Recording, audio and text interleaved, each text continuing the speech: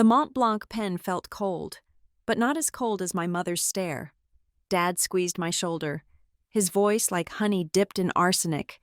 They saw a failure about sacrificing her inheritance to save their rotting empire. A girl who could not balance a checkbook. They did not know the thick file on the table was a 300-page indictment for 10 years of fraud. Today, I am not signing my name. I am signing their conviction warrant. My name is Dorothy Henshaw, and to the casual observer peeking through the grime-streaked window of my third-floor walk-up in Chicago, I looked like a statistic of millennial failure. At 29 years old, I was sitting cross-legged on a couch that smelled faintly of cat urine, despite the fact that I did not own a cat wearing flannel pajama bottoms that had lost their elasticity 3 years ago. A half-eaten slice of pepperoni pizza balanced precariously on my knee, the grease staining the fabric, and my hair was pulled back into a messy bun that defied both gravity and style. The apartment was a disaster zone of half-finished clay mugs, bags of dried glaze, and laundry piles that served as makeshift furniture.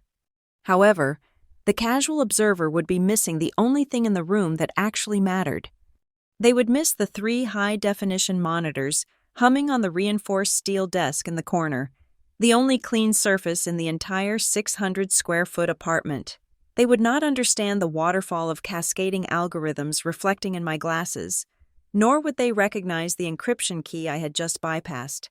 To my parents, I was Dottie the disappointed artist, the girl who could not hold down a corporate job because she was too fragile.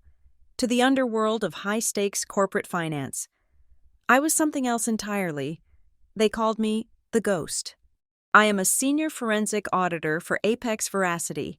We do not have a website you can find on a standard search engine, and we do not advertise.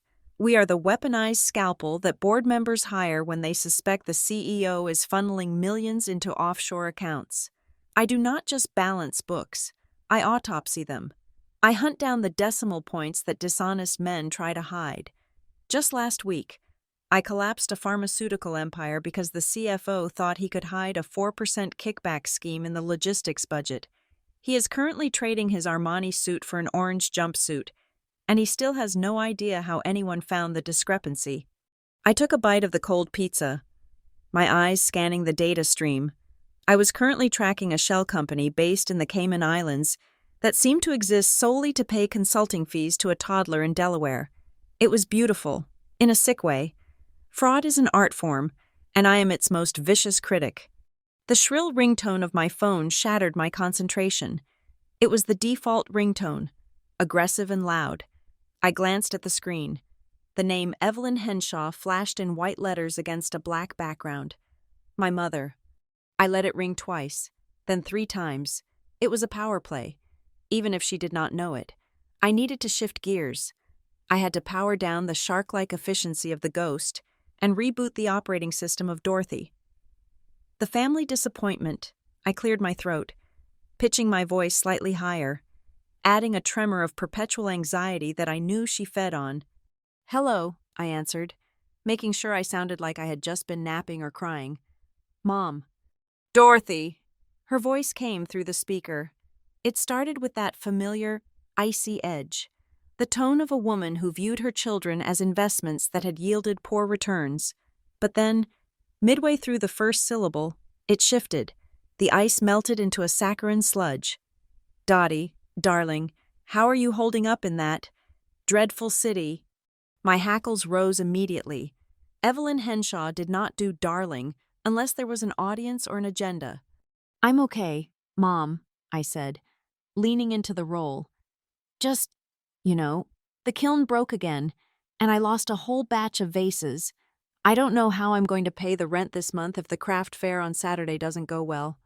I heard the sharp intake of breath on the other end, followed by a theatrical sigh that was loud enough to be heard from space. "Oh, Dottie, always the struggle. If only you had applied yourself like your brother. Bradley just closed a deal for his green tech startup. Venture capital. Dottie, millions." I rolled my eyes so hard it physically hurt. Bradley's green tech startup was a glorified website selling solar-powered phone chargers he bought wholesale from overseas and rebranded. The venture capital was almost certainly Dad calling in favors from his golf buddies. But I stayed in character. "That's great for Brad," I said, injecting a pathetic whine into my tone. "I'm really trying, Mom." "I know you are, dear, in your own way," she said, dismissively. "But listen, that is actually why I am calling. Your father and I are hosting a small gathering this weekend at the estate in Connecticut. It is our 35th wedding anniversary. We want the whole family together. It would mean so much to us to have you there." My fingers hovered over the keyboard. Family gathering. The last time I went home was Christmas 2 years ago, and they spent the entire dinner making jokes about my hobo chic aesthetic while Bradley threw bread rolls at me when our parents weren't looking. "I don't know, Mom." I hesitated. "Gas is really expensive right now, and my car is making that rattling sound again. I don't think I can afford the trip." "Oh, for heaven's sake," she snapped, her mask slipping for a microsecond before she plastered it back on. "Do not be difficult. Dorothy, I will transfer you some money. Just get in the car. We have important matters to discuss. Family matters." "Okay," I whispered, sounding defeated. "If you help with gas, I can come. Maybe $50. "Done," she said briskly. "I will see you tomorrow. Try to wear something that does not look like it was salvaged from a donation bin. We have guests coming." The line went dead. 5 seconds later, a notification pinged on my phone. Evelyn Henshaw had sent $50, not a cent more, enough for half a tank of gas in this economy. The memo line read, "For your little trip." I stared at the phone, the cold pizza forgotten. The $50 felt heavier than the paycheck I had received yesterday, which was substantial enough to buy a new Mercedes in cash if I wanted one. It was the weight of their perception. They truly believed I was this destitute creature, scraping by on their charity. But why now? I spun my chair around and faced my monitors. My mother's voice had been tight, anxious, and she had mentioned family matters in the Henshaw lexicon. Family matters usually meant money matters. I opened a new command terminal. My fingers flew across the mechanical keys, the rhythmic clacking filling the silent apartment. I pulled up the public records for Henshaw Global. On the surface, everything looked pristine. Glossy annual reports, photos of my father shaking hands with senators, press releases about Bradley's visionary leadership. But I am an auditor. I do not look at the surface. I look at the cracks. I ran a preliminary scrape of their liquidity ratios. It took the system 30 seconds to return a red flag. Their cash flow was hemorrhaging.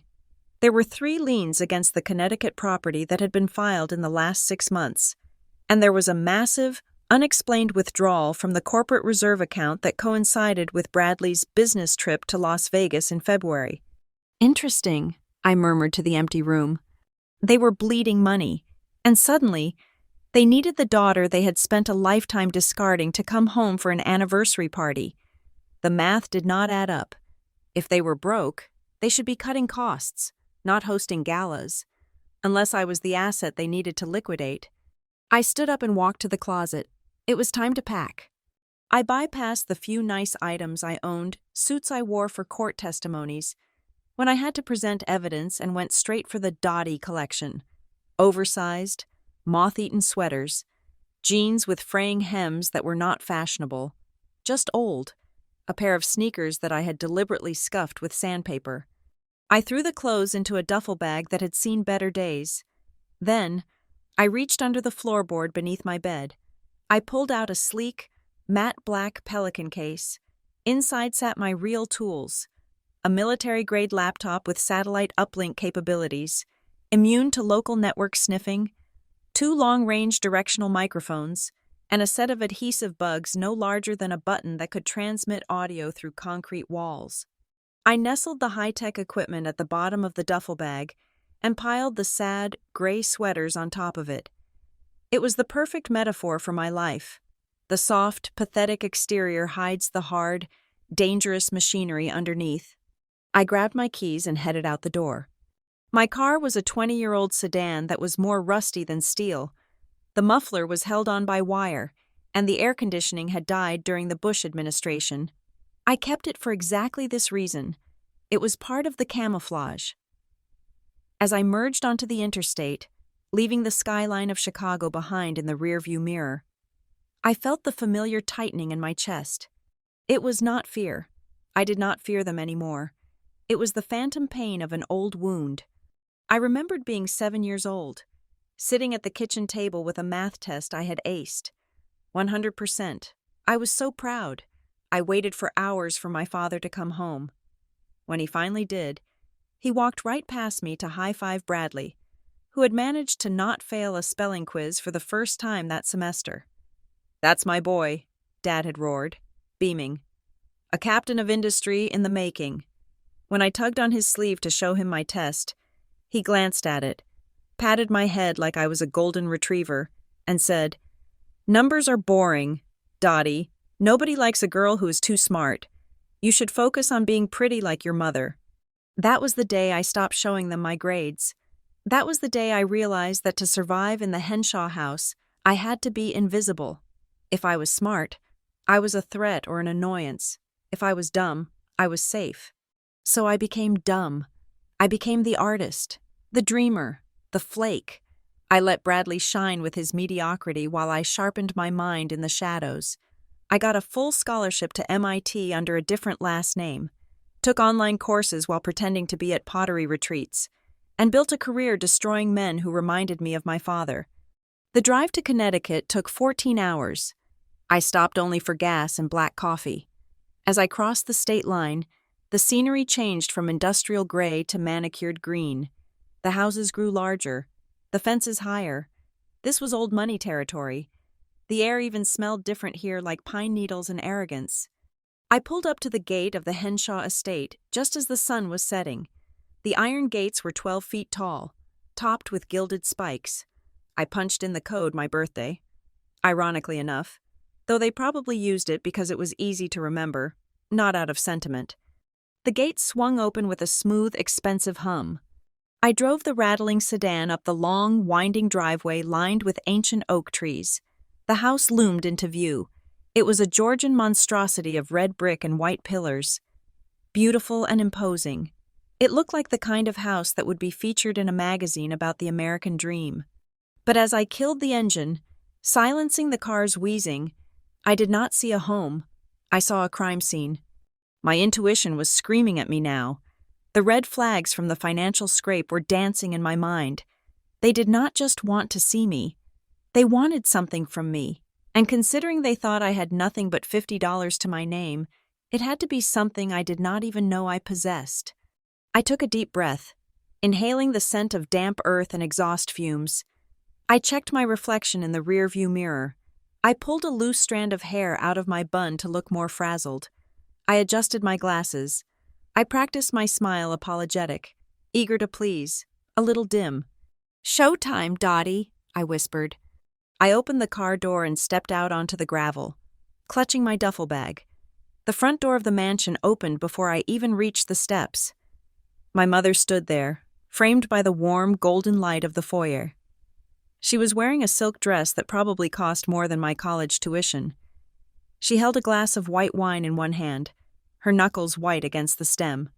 "You made it," she called out, her voice carrying that frantic sweetness again. "And look at that car. We really must do something about that. Darling, the neighbors will talk." "Hi, Mom," I said, slumping my shoulders. "Thanks for the gas money." I walked up the steps, into the open jaws of the wolf's den. I was the sheep coming to the slaughter, or so they thought. They had no idea that the wolf was actually the one walking through the door. Wearing a wool sweater and a confused smile, the dining room of the Henshaw estate had always reminded me of a mausoleum designed by a person who had too much money and zero warmth. The walls were paneled in dark, brooding mahogany that seemed to absorb the light rather than reflect it. Above us, a crystal chandelier the size of a small car hung precariously, casting fractured, shivering shadows against the corners of the room. The air was frigid, kept at a temperature that preserved cut flowers and expensive wine, but made human skin prickle with goosebumps. We sat at a table long enough to host a peace treaty, separated by vast expanses of polished wood and silver candelabras. My mother, Evelyn, sat at one end, rigid as a statue, her spine never touching the back of her chair. My father, Richard, occupied the head of the table. His face flushed a shade of crimson that suggested his blood pressure was fighting a losing war against his arteries. I had been placed in the middle, the demilitarized zone, facing the empty chair that awaited my brother. The silence was punctuated only by the scrape of silver spoons against porcelain bowls. Lobster bisque, rich, creamy, and tasting like guilt. A maid whose name I did not know moved like a phantom around the periphery, refilling water glasses with a terrified efficiency. She knew better than to make a sound. In this house, noise was a punishable offense unless it was the sound of my father bragging. The double doors swung open with a theatrical bang, and Bradley strode in. He brought a gust of expensive cologne with him, a scent of sandalwood and aggressive capitalism. My brother was 32 years old and wore his arrogance like a second skin. He was dressed in a charcoal Italian suit that was cut slim to accentuate a physique purchased at a private gym. His hair was gelled back, slick and hard, and his smile was a blinding display of cosmetic dentistry. "Sorry I am late," Bradley announced, not sounding sorry in the least, as he slid into the chair opposite me. He unbuttoned his jacket with a flourish. "I had to take a call with the investors in Tokyo. The time difference is a killer, but when you are disrupting the energy sector, sleep is for the weak, right, Dad?" My father looked up from his soup, his eyes glassy. He reached for his wine glass, which was already half empty despite the meal having just begun. "That is my boy. Grind never stops. How is the green tech project looking?" Phenomenal, Bradley lied. He snapped his napkin onto his lap. "We are projecting a 300% growth in the second quarter. The solar grid integration is revolutionary. Elon is going to be sweating by Christmas." I took a slow sip of my water to hide the smirk threatening to break my facade. I knew for a fact that Bradley's green tech company was currently operating out of a rented mailbox in a strip mall, and that his investors were mostly bots on social media. He had paid to hype up a non-existent token. There was no grid. There was no integration. There was only a burning pile of cash and a mountain of lies. "That is wonderful, darling," my mother cooed, her voice tight. She sliced her bread with surgical precision. Then, her eyes darted to me, and the warmth evaporated from her face. "It is so good to see Bradley thriving. High stakes, high reward, not like you, Dottie, although I suppose there is a certain charm to your low-stress lifestyle." "Yeah, Dottie," Bradley grinned, picking up a bread roll. "How is the mud business sell any ashtrays lately?" "It is ceramics, Brad," I mumbled, hunching my shoulders to make myself look smaller. "And it is tough right now. The market is saturated." "Well, at least you are happy," my father grunted, signaling the maid for more wine. "Not everyone is cut out for the big leagues. Someone has to make whatever it is you make. It is nice that you do not have the pressure Bradley has. You can just play with your clay." It was a masterful performance of passive-aggressive belittlement. They framed my failure as a luxury, a cute little hobby that they indulged. While Bradley carried the weight of the world, in their narrative, I was the lucky one, because I was too incompetent to be stressed. I kept my head down, stirring my soup, but my eyes were scanning the room, recording every detail. My training at Apex Veracity had taught me that the environment often confessed what the suspect would not. The first thing I noticed was the liquor. My father had always enjoyed a drink, but this was different. He was drinking with a desperate, rhythmic urgency. He was not savoring the vintage Cabernet. He was drowning in it. His hand shook slightly as he lifted the glass, a tremor he tried to hide by gripping the stem until his knuckles turned white. Then I looked at my mother.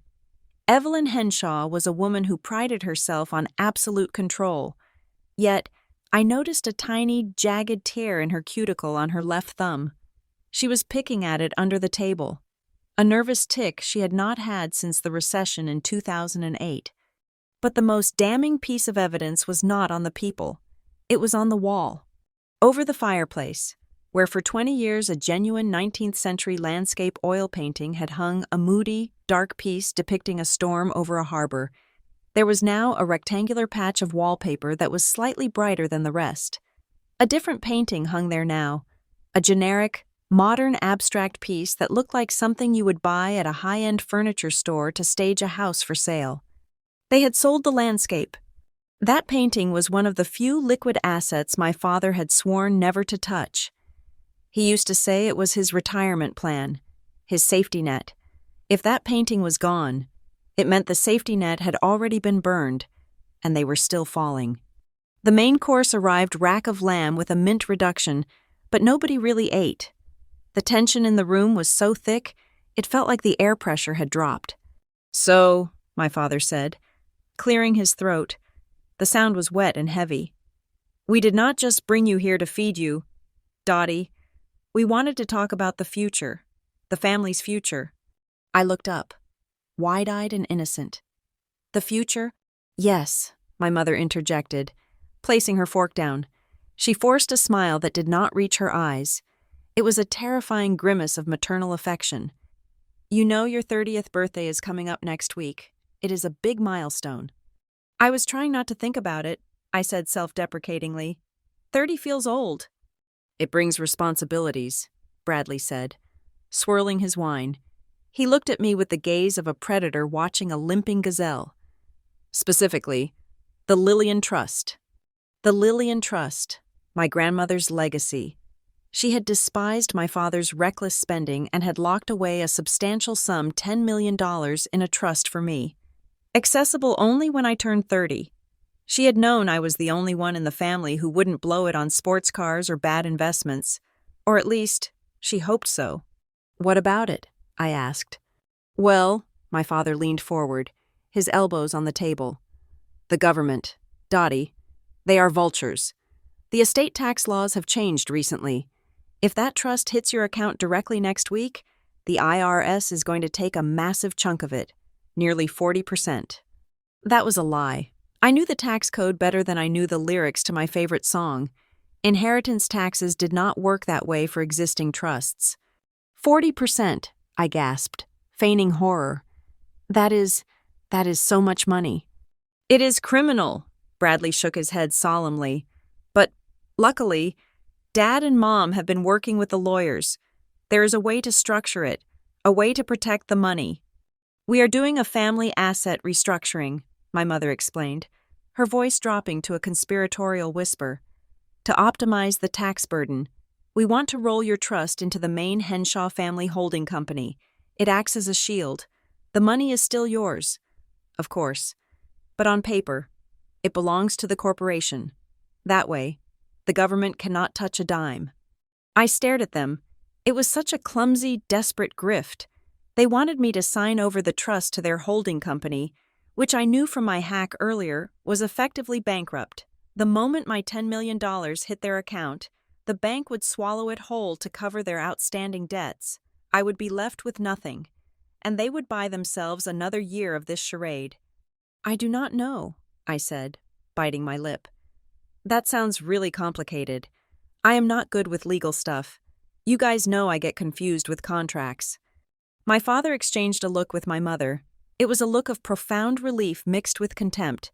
They were thinking, "She is still the same idiot. She is going to do it." "You do not have to understand the legal jargon, Dottie," my father said, his voice oozing false reassurance. "That is what Bradley and I are here for. We handle the heavy lifting.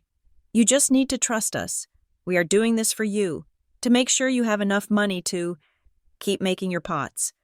"And maybe get a better apartment," Bradley added, sneering slightly. "You cannot live in that dump forever." "It is for your protection," my mother added, reaching across the vast table to pat my hand. Her skin was cold. "We just want you to be safe." I looked at the three of them. My father, the desperate drunk, my mother, the anxious enabler, my brother, the incompetent thief. They were not family. They were parasites looking for a new host. I let a pause hang in the air, long enough to make them sweat, just for a second. "Well," I said slowly, exhaling a long breath, "if you guys say it is the best thing to do, then I believe you. I mean, Bradley is a business genius. Right, I would probably just mess it up if I tried to handle it myself." The tension in the room snapped like a cut wire. My father slumped back in his chair, a genuine smile breaking through his flushed face. My mother picked up her wine glass and took a massive gulp. Bradley actually winked at me. "Smart girl," my father said. "We will have the lawyer, Mr. Blackwood, bring the papers by tomorrow. Quick signature, and it is all taken care of." "Great," I said, smiling back at them. "I am just glad I can help." I picked up my spoon and took a sip of the cold lobster bisque. It tasted metallic, like blood in the water. They thought they had just secured their lifeline. They thought the sheep had walked willingly into the pen. I looked at the empty spot on the wall where the painting used to be. I made a mental note to check the auction house records tonight. I needed to know exactly how much they got for it and where that money went. Every detail mattered. They wanted me to sign papers. Oh, I would sign papers, but they were not going to be the papers they expected. "To family," Bradley proposed a toast, raising his glass. "To family," I repeated, lifting my water glass. My eyes met my brother's over the crystal rim. He saw a sister he could exploit. I saw a defendant I was about to destroy. The wolves were licking their chops, unaware that the meat they were about to bite into was poisoned. The digital clock on the bedside table read 3 a.m. My childhood bedroom had not changed since I was 17. It was a shrine to a version of me that no longer existed pastel pink walls. A collection of dusty participation trophies on the shelf, and posters of boy bands I had pretended to like just to fit in with the girls at school. The room smelled of lavender sachets and stagnation. I was not sleeping, I was working. I held a small, black device in my hand, sweeping it slowly over the vintage telephone on the nightstand, then moving to the smoke detector, and finally the electrical outlets. It was a radio frequency field detector. Standard issue for my field work. Paranoia is a prerequisite for survival in my line of work, especially when dealing with desperate people. And nobody is more desperate than a rich man who is about to become poor. The device remained silent. No bugs in the bedroom. At least they respected my privacy enough to ignore me, or perhaps they simply deemed me too inconsequential to surveil. I slipped the detector back into my pocket and moved to the door. I was dressed in black leggings and a dark hoodie, my feet encased in silent, soft-soled socks. I cracked the door open. The hallway was submerged in darkness, the only light coming from the moon filtering through the high windows of the foyer downstairs. The house groaned in its sleep, the timber settling with the rhythmic creaking of an old dying beast. I waited, listening. I counted the breaths of the house. I could hear the distant, rhythmic snoring of my father from the master suite down the hall. My mother was a light sleeper, so I had to be precise. I moved. I did not walk. I glided. I kept to the edges of the runner carpet where the floorboards were less likely to complain. I memorized the squeaky spots of this house 2 decades ago when I used to sneak down to the kitchen to steal snacks I was not allowed to eat. Those maps were still etched in my muscle memory. I reached the ground floor and turned toward the east wing, where my father's study was located. The double oak doors were formidable, intended to intimidate anyone who approached. I tried the handle gently. Locked. Of course. Richard Henshaw liked to keep his failures private. I knelt down, pulling a small leather pouch from my hoodie pocket. I extracted a tension wrench and a rake pick. I did not need to see inside the keyhole. I could feel the pins. I applied a feather-light amount of torque. Pin 1, loose. Pin 2, binding. I eased the pick upward. There was a soft, tactile click that traveled up my arm. 30 seconds. That was all it took. I had broken into heavily secured server rooms that took longer than this. I turned the handle and slipped inside, closing the door behind me with a whisper of a latch. The study smelled of stale cigar smoke and high-proof scotch. I pulled a small penlight from my pocket, clamping it between my teeth to keep my hands free. The beam cut through the gloom, illuminating the room. It was a disaster. My father was a man who prided himself on order, on the appearance of control, but this room told the truth.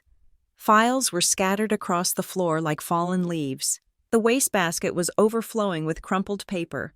The heavy mahogany desk, usually pristine, was buried under a landslide of documents. I approached the desk, my heart rate steady. I was not a daughter snooping on her dad anymore. I was the ghost, and this was a crime scene. I picked up the first piece of paper. It was a letter from a private equity firm in New York. The header was stamped in bold red ink. Notice of default. I scanned the text. Henshaw Global had missed its last 3 quarterly interest payments on a bridge loan totaling $5 million. I picked up another, a letter from the IRS, an audit notification regarding discrepancies in payroll taxes for the last 2 fiscal years. I moved the beam of light across the desk, my eyes processing the data faster than I could consciously articulate. It was worse than I had thought. The company was not just struggling, it was effectively dead. It was a zombie corporation, shuffling forward only because the creditors had not yet decided to pull the trigger. Then I found the source of the hemorrhage. Under a stack of unpaid utility bills, yes. They were even behind on the electricity. I found a folder labeled simply BH Ventures, Bradley. I flipped it open. Inside were transaction records for a corporate credit line that had been maxed out, but the expenses were not for research and development or manufacturing. They were transferred to an offshore crypto exchange based in Malta. I ran the numbers in my head. $400,000 in January, $600,000 in March, another $1 million in April. My brother had not been investing in green tech. He had been gambling on speculative altcoins during a market crash. He had bet the company's operating capital on digital magic beans. And the beanstalk had withered. There were also withdrawal slips from a casino in Macau. My genius brother was a degenerate gambler who had torched millions of dollars that did not belong to him. I pulled out my secure phone and began photographing every document. Click, the loan default. Click, the tax audit. Click, the crypto transfers. The shutter sound was disabled. The screen dimmed to the lowest setting. "You idiots," I whispered to the empty room. "You absolute arrogant idiots." I shifted a pile of ledgers and saw a thick document bound in a blue legal cover. It was sitting right in the center of the desk, next to an empty tumbler of scotch. The cover read, Asset Restructuring and Guarantor Agreement. This was it, the paper they wanted me to sign. I opened it. I skipped the preamble, the whereas and henceforth nonsense that lawyers use to bill by the hour, and went straight to the definitions section. My eyes narrowed as I read the clause defining collateral. The signatory, Dorothy Marie Henshaw, hereby pledges the full corpus of the Lillian T. Henshaw Testamentary Trust as primary security for the outstanding liabilities of Henshaw Global Holdings, LLC.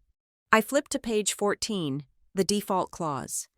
In the event that Henshaw Global Holdings fails to satisfy its debt obligations within 30 days of the execution of this agreement, the lender reserves the right to immediately liquidate the collateral to satisfy the debt. My blood ran cold, then immediately boiled. They were not asking me to sign the trust over to a holding company to save taxes. They were asking me to sign a guarantee for a loan that was already in default. The moment my pen left the paper, the bank would be legally entitled to seize my $10 million. They were not trying to protect my inheritance.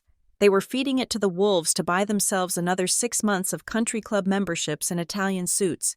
I would be left with $0, bankrupt before I even bought a new kiln. And they would be debt-free, having washed their sins away with my money. I took a photo of the clause, then a photo of the signature page where my name was already printed, waiting for the victim's mark. Suddenly, a floorboard creaked in the hallway. It was faint, but in the silence of the night, it sounded like a gunshot. I killed the pen light instantly. Darkness swallowed the room. The footsteps were getting closer. They were not the heavy, stumbling steps of my father. These were lighter, purposeful. I scrambled silently around the desk. I could not make it to the door in time. I dove behind the heavy velvet drapes that covered the bay window, pressing my back against the cold glass. I held my breath. willing my heart to slow down. The door handle turned. The latch clicked. The door opened, and a wedge of light from the hallway cut across the carpet. "I know I left it in here," a voice muttered. My mother? She stepped into the room. I could hear the rustle of her silk robe.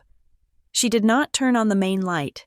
She walked to the small liquor cabinet in the corner, the crystal decanters clinking softly as she fumbled for something.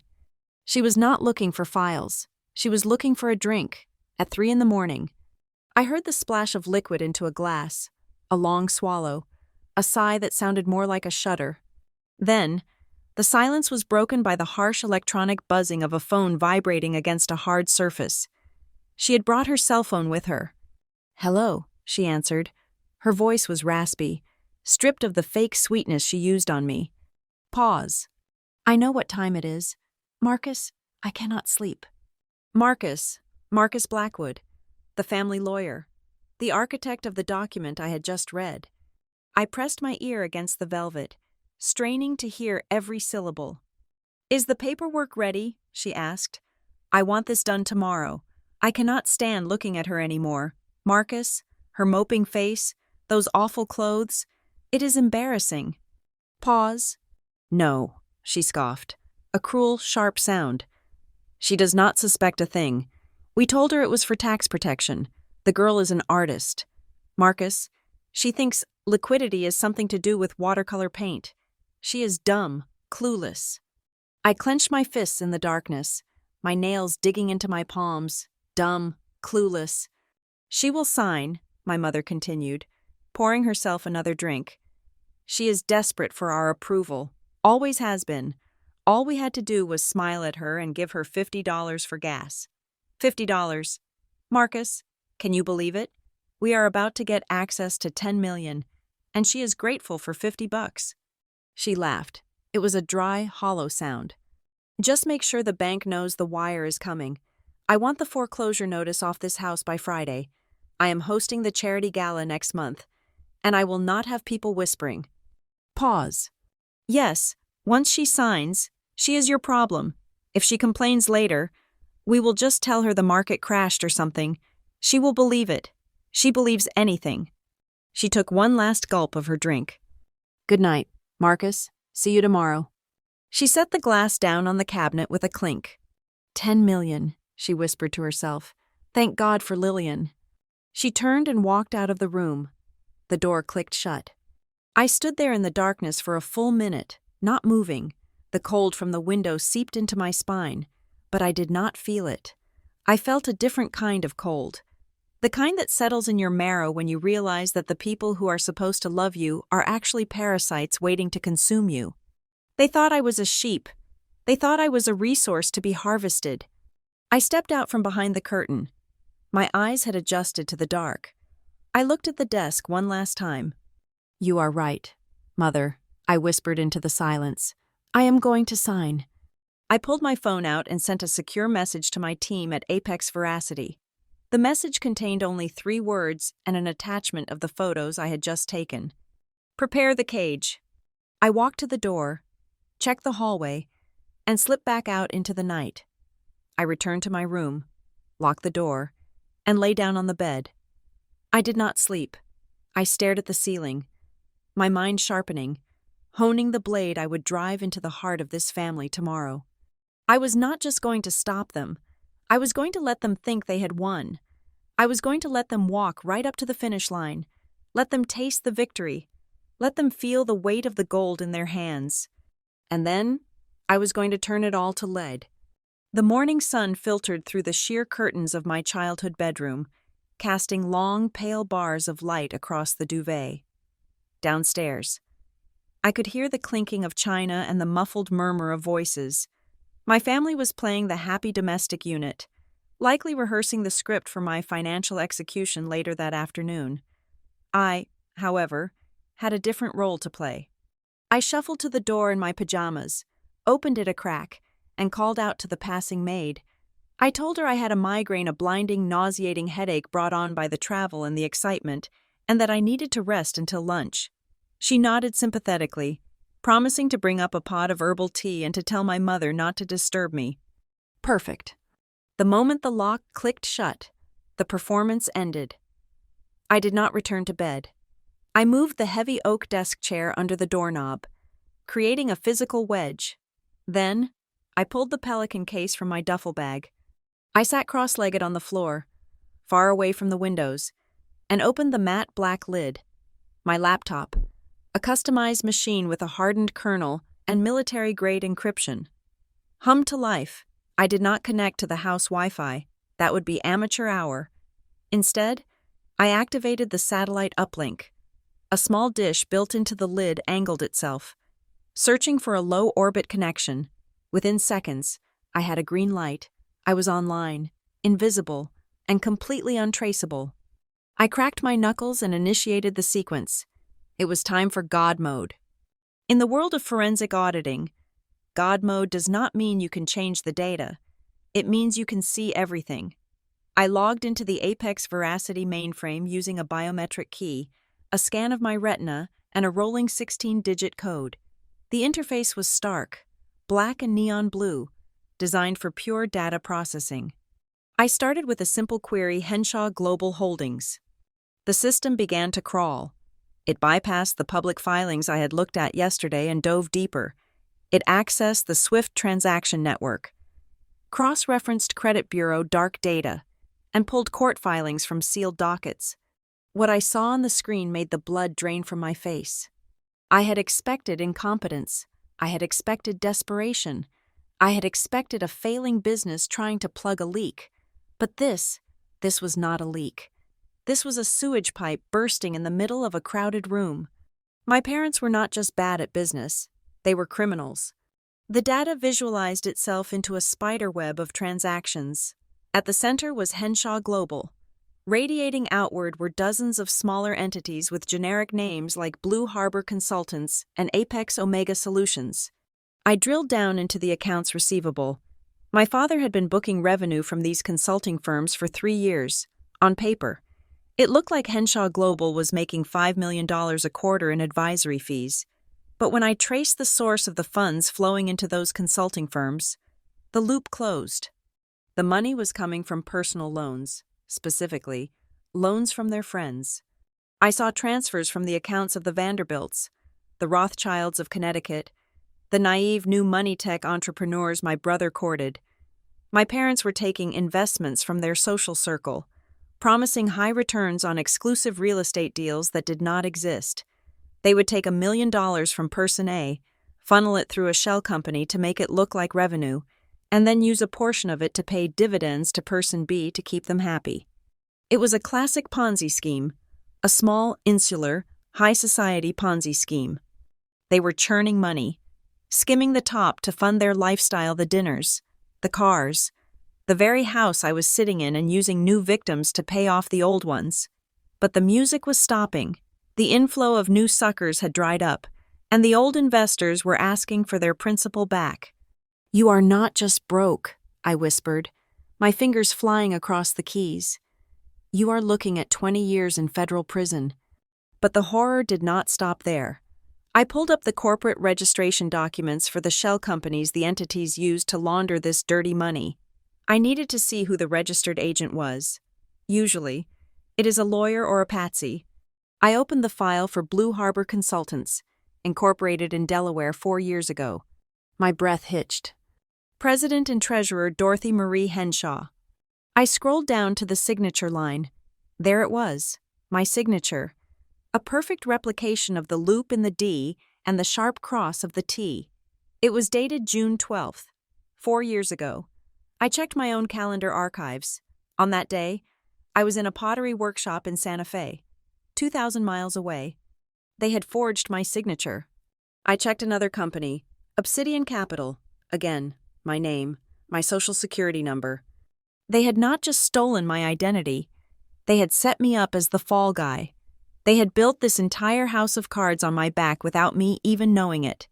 If the SEC or the FBI looked at this, they would not see Richard and Evelyn Henshaw orchestrating a fraud. They would see Dorothy Henshaw, the reclusive daughter, running a money laundering ring while her parents played the innocent victims. The realization hit me with the force of a physical blow. The nausea I had feigned earlier suddenly felt very real. This was why they needed me to sign the trust over. It was not just about the $10 million, although they desperately needed the cash to pay off the angry investors who were knocking at the door. It was about binding me to the crime. If I signed that document today, I would be acknowledging my role in the family business. I would be ratifying the existence of these debts. I would be signing my own confession. I felt tears prick the corners of my eyes. Hot and angry, I wiped them away furiously. There was no room for sadness here. Sadness was for Dottie. The ghost did not get sad. The ghost got even. I opened a new window and accessed the Federal Watch List database. It was a restricted server, but Apex Veracity had a backdoor for due diligence purposes. I typed in Bradley Henshaw. The screen flashed red. Active inquiry, level 3. The FBI was already looking at him. They had flagged his crypto transactions. There was a case file open, labeled Operation Glasshouse, but it was still in the information gathering phase. They knew he was moving money, but they had not connected the dots to the Ponzi scheme yet. They were missing the link between the personal accounts and the corporate shell companies. I was that link. I looked at the notes in the FBI file. The lead agent was struggling to pierce the corporate veil because the ownership structures were obscured by a complex layer of legal filings. I checked the lawyer on record for all these filings, Marcus Blackwood. I knew that name. In the forensic audit world, Blackwood was a legend. But for all the wrong reasons, he was the kind of lawyer you hired when you wanted to hide money, not manage it. He was slippery, unethical, and brilliant at burying the truth under mountains of paperwork. I had wanted to nail him for years. He had slipped through the net in the farm tech case I worked on last year.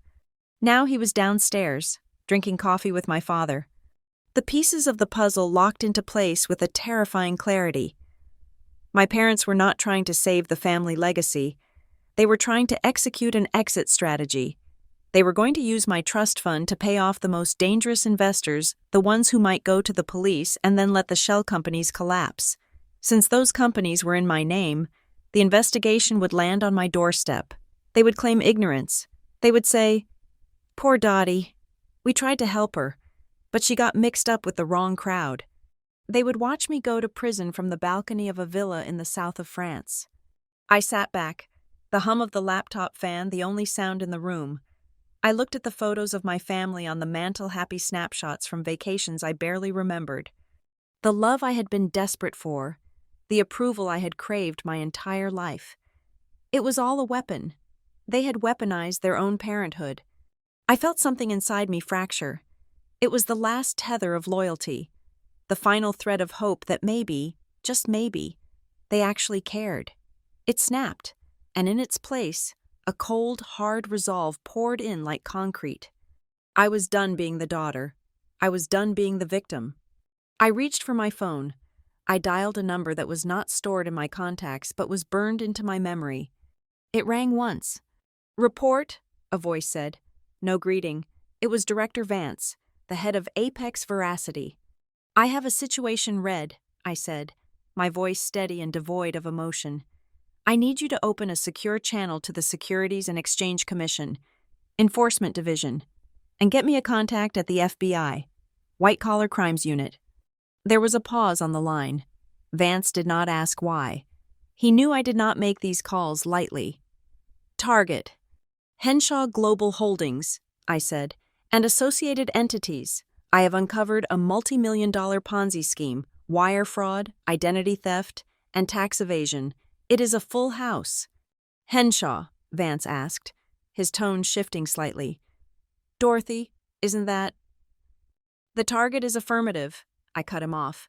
"I also have an architect. Marcus Blackwood is on the premises." "Blackwood." Vance's voice sharpened. "We have been hunting that shark for 5 years. Are you sure?" "I am looking at the digital paper trail right now," I said, staring at the screen where my forged signature mocked me. "He structured the shell companies. He is facilitating the fraud. I can hand him to you on a silver platter." "What do you need?" "I need a tactical legal team on standby," I said. "I am going to conduct an on-site interrogation and extraction of evidence. I need the authorities ready to move the second I give the signal. I want warrants ready to be signed. You are inside the house. I am inside the house. Dorothy, Vance said, his voice dropping an octave. You are talking about your family. If you pull this trigger, there is no going back. You are burning the bridge while you are standing on it. I looked at the screen one last time. I looked at the debt, the lies, the theft. I thought about my mother's voice last night, calling me dumb and clueless. I thought about my father patting my head like a dog. The bridge is already gone, sir, I said coldly. I am just clearing the debris. Understood, Vance said. We are mobilizing. Send the data packet. We will have agents at the perimeter within 2 hours. Do not let them leave. They are not going anywhere, I said. They think they are about to get paid. I hung up the phone. I closed the connection to the Apex server, but I did not shut down the laptop. Instead, I opened a presentation software. I began to compile the evidence. I dragged and dropped the bank statements, the forged signatures, and the FBI flags. I built a timeline. I created a flowchart of money laundering. I was making a slide deck.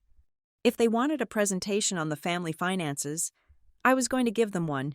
It would be the most detailed, professional, and devastating presentation of their lives. I stood up and walked to the mirror. I looked at myself, the messy bun, the glasses, the oversized pajamas. Goodbye, Dottie, I whispered. I stripped off the pajamas.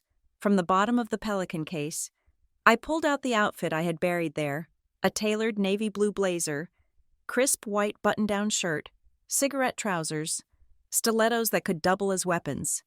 I began to dress. With every button I fastened, I locked away a piece of my heart. I pulled my hair back into a severe, sleek twist. I applied makeup, not the soft, natural look of an artist, but the sharp, defining lines of a prosecutor. I put on my glasses. They were not prescription. They were smart glasses, capable of recording audio and video in high definition. I checked the time. It was 11 in the morning. The lawyer would be arriving soon. I was ready. The dumb and clueless daughter had left the building. The ghost was here, and she was hungry. I stood before the full-length mirror in the guest suite, taking one last look at the person I had to become again. The sharp, predatory glint in my eyes, the look of the senior forensic auditor who had just uncovered a massive financial crime, had to be extinguished. I let my shoulders slump forward, rounding my posture. I loosened my jaw, letting my mouth hang slightly open in a perpetual state of mild confusion. I reached up and pulled a few strands of hair loose from the severe twist I had just styled, creating that familiar, frizzy halo of disarray. The transformation was physical, but it was also psychological. I had to shove the cold, hard rage I felt into a deep, locked box in my mind. If I showed even a flicker of intelligence or anger, they would know. And if they knew, the trap would not spring. I walked downstairs to join them for lunch. The atmosphere in the sunroom was suffocatingly cheerful.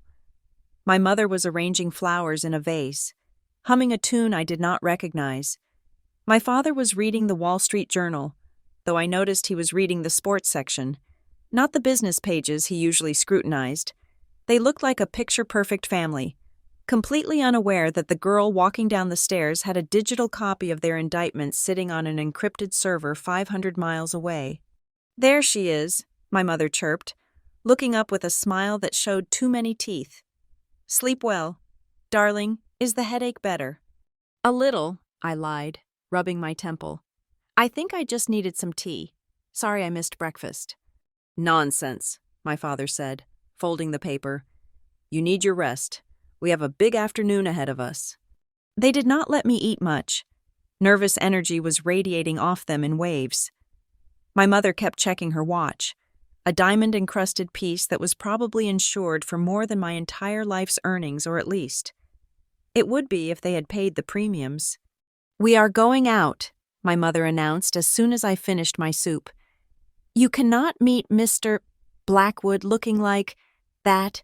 She gestured vaguely at my oversized sweater. We are going to the boutique on Main Street, my treat. I tried to protest, stammering about how I was comfortable, but they ushered me into the car. It was a tactical maneuver. They wanted to dress me up. They wanted me to look the part of the heiress, the responsible beneficiary. It was not for my benefit. It was for the lawyer, and perhaps for the bank representatives who might see the surveillance footage later. A well-dressed girl looks like she knows what she is doing. A girl in pajamas looks like a victim of coercion.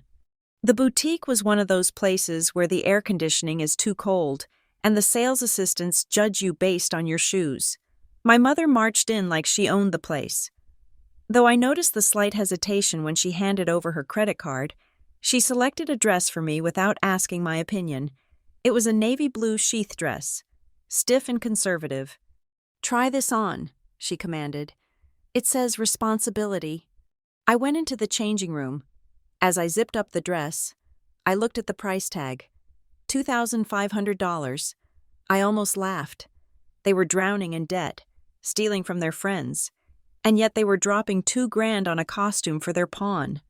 When I stepped out, my mother clapped her hands. "Perfect. You look decent. Finally." "It feels tight," I complained, pulling at the collar. "It itches."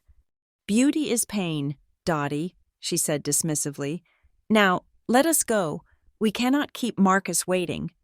We piled back into the family SUV. Bradley was driving. He caught my eye in the rearview mirror and flashed a grin that was supposed to be reassuring, but looked more like a shark baring its gums. "You look good, sis," he said. "Listen, I was thinking about what you said earlier, about the pottery business being slow."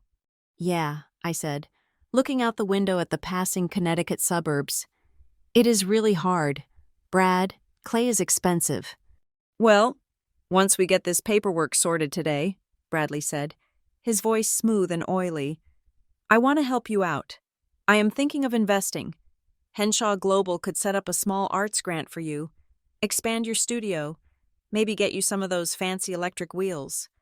I turned to look at him. He was lying through his teeth. There was no money for a grant. There was no money for anything. He just wanted to make sure I held the pen steady when the time came. "Really?" I asked, widening my eyes. "You would do that?" "Of course," he said. "We are family. We help each other." My father turned around from the front seat. "Bradley is right. We have been too hard on you. Dottie, we want to see you succeed. This trust restructuring, it is going to free up capital so we can all support each other." I decided to test the waters. I wanted to see exactly how far they would go. I said, my voice trembling with feigned hope. "If I sign this thing today, can I withdraw some money tomorrow? My kiln is broken. A new scut kiln costs about $3,000. Can I get that?" The car went silent for a heartbeat. I watched my father's face in the side mirror. He exchanged a quick, panicked glance with my mother. If I signed the document, the money would be gone instantly to the bank. There would not be $3,000 left for a kiln. There wouldn't be $3 left. But my father did not blink. He turned back to me, his face arranging itself into a mask of benevolence. "3,000? He chuckled, a rich fatherly sound. "Dottie, honey, once this is done, you can buy 10 kilns. You can buy a whole factory if you want. The sky is the limit." It was a blatant, white-knuckle lie.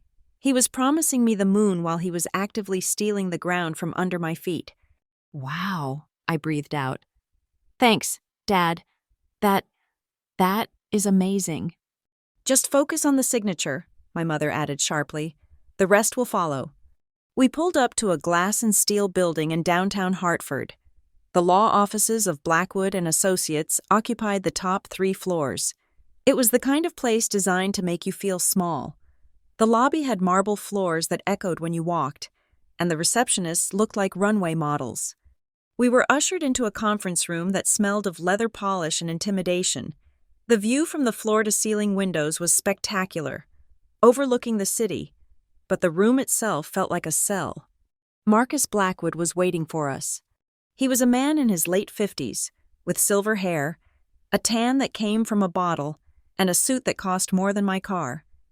He did not smile when we entered. He assessed me with cold, dead eyes. To him, I was not a person.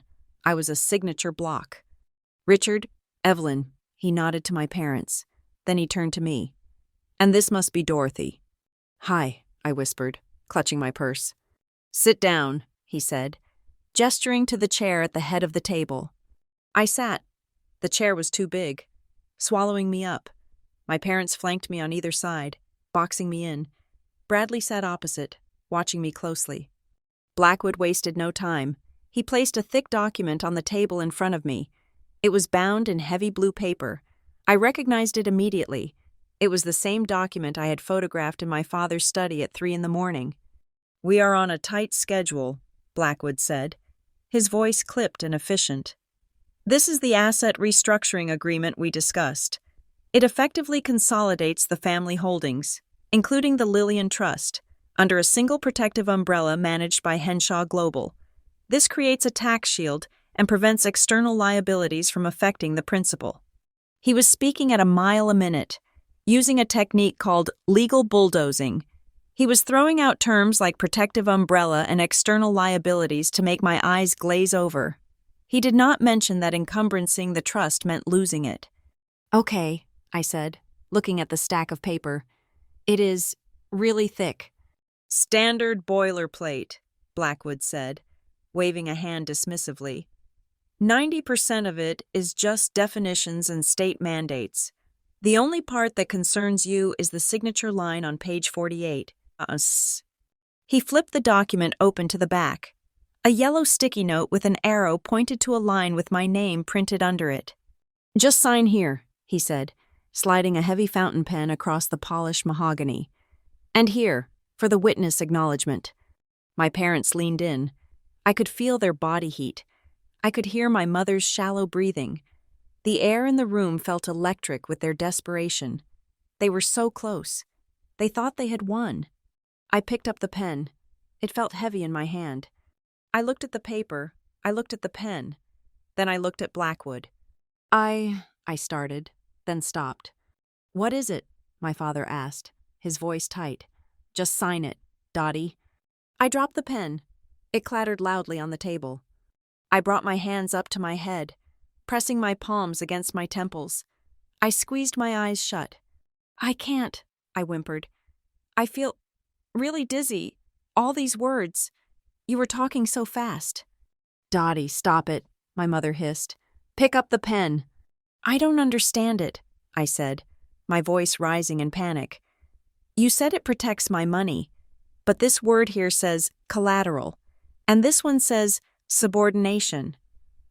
I looked them up on my phone in the car. Doesn't collateral mean, like, debt? I saw Blackwood's eyes narrow. He had not expected me to read anything. Those are standard terms for the protective structure, Blackwood said smoothly, though his jaw was tight. It is just legal language. Dorothy, it does not mean what you think it means. I don't know, I said, pushing the document away. I feel sick. I can't sign something I don't read. Grandma Lillian always said never sign anything you haven't read. My father slammed his hand on the table. Damn it. Dorothy, just sign the paper. We do not have time for your drama. The outburst was sudden and violent. I flinched, shrinking back into my chair. Blackwood held up a hand to stop my father. He was smarter than them. He knew that if they forced me to sign while I was visibly distressed, and with a lawyer present, any decent judge could throw the contract out later under duress. He needed this to look voluntary. He needed me to be a willing participant in my own destruction. Richard, calm down, Blackwood said quietly. He turned his shark-like gaze back to me. Dorothy, nobody is forcing you. We just want to make sure your future is secure. But I understand if you are feeling overwhelmed. I am, I said, tears welling up in my eyes. I want to read it. Can I take it home? Just for tonight? I promise I will read it and sign it first thing in the morning. I just need to lay down and read it slowly. We can't wait until... Bradley started to object. Blackwood cut him off with a sharp look. Actually, that might be for the best. My mother looked at the lawyer like he was insane. Marcus, surely... If Dorothy takes the document home and reviews it, Blackwood said, emphasizing the words carefully, Then no one can claim later that she did not understand what she was signing. It solidifies the agreement. It makes it ironclad. He looked at me. He was gambling that I was too stupid to understand the document even if I had a week to read it.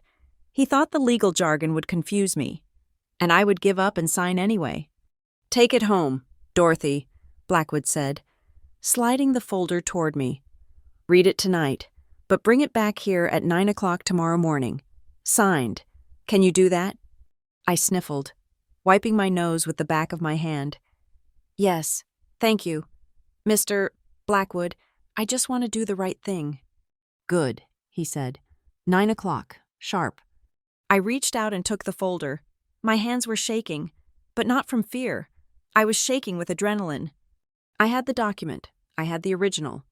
Now, I could take it back to my room. I could disassemble it. I could insert the pages I had printed earlier, the pages that detailed the fraud, the pages where I declared my knowledge of their crimes, and the pages that legally separated me from their debt. I stood up, clutching the folder to my chest like a shield. "I am sorry, Dad," I said softly. "I promise I will sign it." My father looked at me with pure disgust. "You always make everything difficult. Dorothy, just get in the car." I walked out of the office, head bowed, playing the part of the chastised child. But inside, I was grinning. They had just handed me the murder weapon, and they had invited me to load the gun. Tonight, the dumb and clueless daughter was going to perform surgery on a contract, and tomorrow, at 9 o'clock sharp, the patient was going to die. The heavy oak door of my bedroom clicked shut, and the silence that followed was not empty. It was heavy with anticipation. I moved the desk chair under the doorknob again, a ritual of security that felt more necessary now than ever. Downstairs, the house was finally quiet. The predators were sleeping, dreaming of the millions they thought they had secured. Up here, under the glow of my desk lamp, the autopsy was about to begin.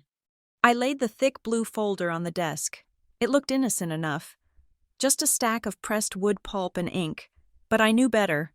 In my line of work, paper is the deadliest weapon of all. A gun can kill a man, but a contract can erase his entire existence, strip him of his history, and bury him in a grave of debt without a single drop of blood being spilled. I sat down, cracked my knuckles, and uncapped a red felt-tip pen. I did not read the document from start to finish. That is how amateurs get tricked. Lulled into a trance by the rhythmic boredom of legal boilerplate, I read it destructively. I hunted for keywords: indemnify, assign, waive, irrevocable. I turned to page 12.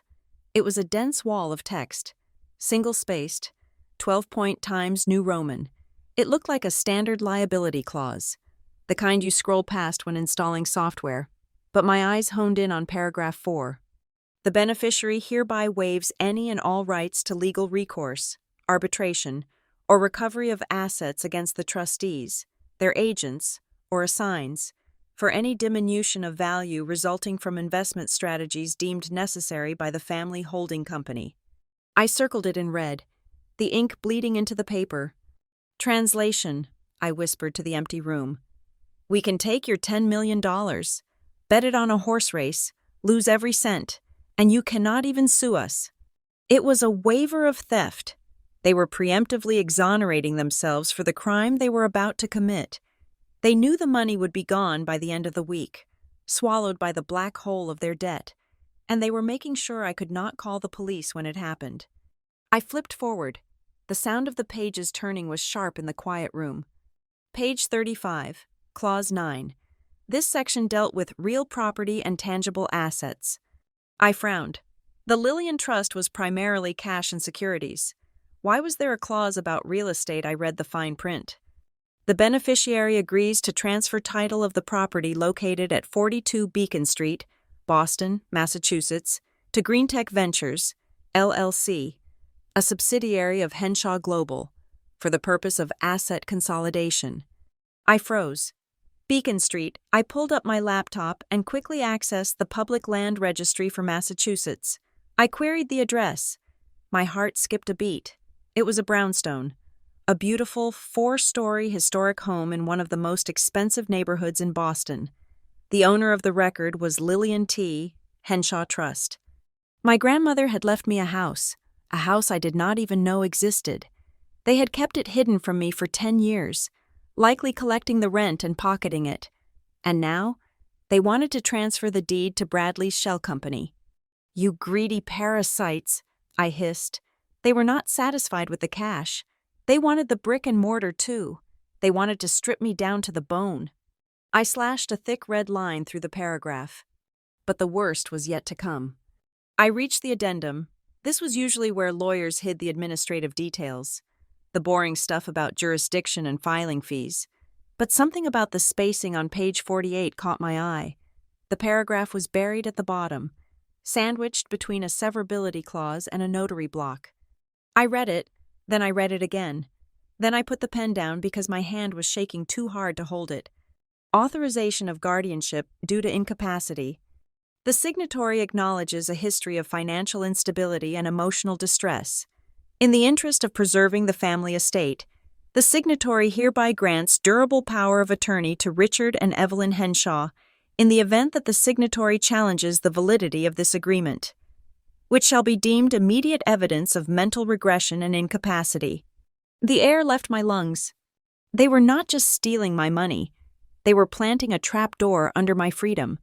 If I ever found out about the fraud, if I ever tried to fight back, hire a lawyer, or go to the authorities, this clause would activate. They would use my history of being a starving artist, my emotional behavior, my confusion at the lawyer's office today, to paint me as mentally unstable. They would declare me incompetent. They would lock me away in a facility or medicate me into oblivion, and they would take control of my life forever. They were prepared to gaslight me into an asylum to cover their tracks. I stared at the paper. The betrayal was no longer just financial. It was existential. This was my mother and father, the people who had taught me to tie my shoes, the people who had driven me to school. They had looked at me across the dinner table tonight, smiled, and handed me a document designed to enslave me. I felt a scream building in my chest, a primal roar of grief and rage. But I swallowed it. I forced it down into the pit of my stomach where it burned like acid. "Okay," I said, my voice unnervingly calm. "If that is how you want to play it." I pushed the document aside and pulled my laptop closer. The screen was the only source of light, casting a blue pallor over my face. I opened the file containing the hacked data from Henshaw Global. I began the comparison, the forensic audit. On the left side of my screen, I had the digital scan of the contract's schedule of assets, which listed the company's value at $50 million. On the right side, I had the real bank ledgers I had extracted from their server. Claimed assets: $50 million, actual assets; negative $12 million. Claimed revenue: $5 million per quarter, actual revenue 0. The only inflows were loans from private individuals. Liabilities listed as manageable operational debt, actual liabilities: 3 mortgages, a defaulted bridge loan, and a maxed-out credit line to a casino in Macau. I found the smoking gun in the tax returns. My father had submitted a tax filing to the IRS claiming the company made a profit, which he used to get bank loans. But he had submitted a different filing to the investors showing a loss to explain why he could not pay dividends yet. "That is bank fraud," I typed into my case notes. "That is wire fraud. That is filing false instruments." I compiled it all. Every lie in the contract was matched with a truth from the database. The discrepancy was not an error. It was a crime map. I looked at the clock. It was 2 a.m. I was not done. I opened a new document on my laptop. I set the font to Times New Roman, 12 point. I set the margins to match the document Blackwood had given me. I began to draft. I was not writing a story. I was writing a mirror image. I was creating a reverse contract. It looked identical to the one on my desk, same header, same footer, same density of text. But the clauses were different. Where their contract said I waived my rights, my contract said the trustees admit to the misappropriation of funds and agree to immediate restitution. Where their contract said I granted them power of attorney, my contract said The undersigned hereby confess to the operation of a Ponzi scheme and surrender all personal assets to the beneficiary as partial repayment. I drafted a confession, a complete, legally binding confession that detailed every crime they had committed. I formatted it to look exactly like the asset restructuring agreement. I printed it out on my portable thermal printer. The pages slid out silently. I collated them. Then I opened PowerPoint. This was for the finale. I created a slide deck titled The Final Audit Henshaw Global. Slide 1, The Lie, a graph of their fake revenue. Slide 2, The Truth, a graph of their actual debt. Slide 3, The Theft, copies of the checks Bradley wrote to the casino. Slide 4, The Betrayal, the incapacity clause, highlighted in neon yellow. I saved the file to a USB drive. Finally, I picked up my phone. I opened an encrypted messaging app. I scrolled to a contact named Agent Miller. Miller was an FBI agent I had worked with on the outcome of the farm tech case. He owed me a favor, a big one. I typed the message. Miller, I have a gift for you. A full package on a mid-level Ponzi scheme operating out of Connecticut. Henshaw Global. The scale is roughly 20 million. High-profile victims. I attached the autopsy report I had just compiled, the side-by-side comparison of the contract lies versus the bank truths. I am going to trigger a confession event tomorrow morning at 1000 hours. I need you to forward this packet to the IRS Criminal Investigation Division immediately. Tell them to have a team ready to move. I hesitated for a second. Once I hit send, my family was dead, not physically, but socially, financially, and legally. They would never recover. My father would die in prison. My mother would die destitute. Bradley would likely turn state's witness against them to save his own skin, tearing the family apart even further. I looked at the red circle I had drawn around the incapacity clause. They were ready to erase me. I was just beating them to the punch. I typed one last line. Send the cavalry. I will open the door. I pressed send. The message bubble turned blue, then showed a small check mark. Delivered. I sat back in my chair, the exhaustion finally washing over me, but it was not the heavy, depressing exhaustion of the victim. It was the clean, sharp burn of the victor. I looked at the 2 stacks of paper on my desk, the trap they had built for me, and the trap I had built for them. Tomorrow, we would see whose trap snapped shut. I gathered the papers, organized my evidence, and turned off the lamp. I did not sleep, but I rested. I lay in the dark, listening to the silence of the house, waiting for the sun to rise on the last day of the Henshaw Empire. The fog sat low and heavy over the Henshaw estate, clinging to the manicured lawns like a wet gray blanket. It was 6 a.m. The house was a sleeping giant, its windows dark and lifeless, unaware that its foundation was about to be pulverized. I was awake. I had been awake for hours, the adrenaline of the previous night settling into a cold, hard resolve in my stomach. I laced up my running shoes, the only pair of shoes I owned that were not part of the Dottie costume, and slipped out the side door. The air was crisp, biting at my exposed skin. I began to run. My breath plumed in front of me in white clouds. I followed the gravel path that wound around the perimeter of the property. I knew this path by heart. I had walked it 1,000 times as a lonely child, pretending I was an explorer lost in a foreign land, anywhere but here. As I jogged, my feet crunching rhythmically on the stones, I looked at the estate with fresh eyes. I saw what I had missed before. I saw the hairline cracks in the stone facade of the east wing. I saw the way the ivy was overgrown near the trellis, choking the roses gardening services had likely been cut months ago to save cash. I saw the empty spot in the garage through the dusty window where my mother's vintage convertible used to sit. The cracks were showing, the rot was setting in. This was a victory lap, though it felt more like a funeral procession. I was saying goodbye, not just to the house, but to the idea of home, to the desperate, pathetic hope that had lived inside me for 29 years, the hope that if I was just good enough, or successful enough, or obedient enough, they would finally love me. I reached the old gazebo near the lake, Ideally, this was a romantic spot. In reality, the paint was peeling, and the wood was warping from neglect. I stopped, leaning against the railing, catching my breath. "Goodbye," I whispered to the stagnant water. I turned back toward the house. The sun was beginning to burn through the mist, casting a pale, sickly light on the red brick. It was time. When I entered the kitchen through the service entrance, the smell of bacon and freshly ground coffee hit me.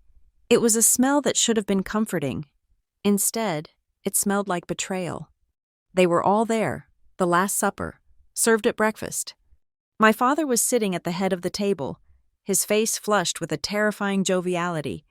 He was not drinking alcohol yet, but he was knocking back orange juice with a thirst that suggested his mouth was dry from nerves. My mother was buttering a piece of toast with deliberate, graceful movements, humming that same tune from yesterday. Bradley was scrolling through his phone. A predatory grin plastered on his face. "And look who is up early," my father boomed as I walked in. "The woman of the hour." "Morning, Dottie," Bradley said, not looking up from his screen. "Hey, check this out. Do you think I should go for the matte black or the silver finish on the new Range Rover?" "I am thinking of matte black. Look more executive." He turned the phone toward me.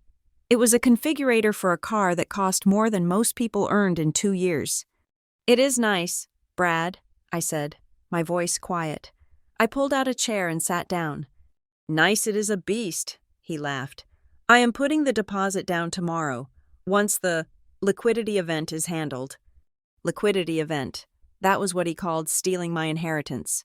I looked at my mother. She was glowing.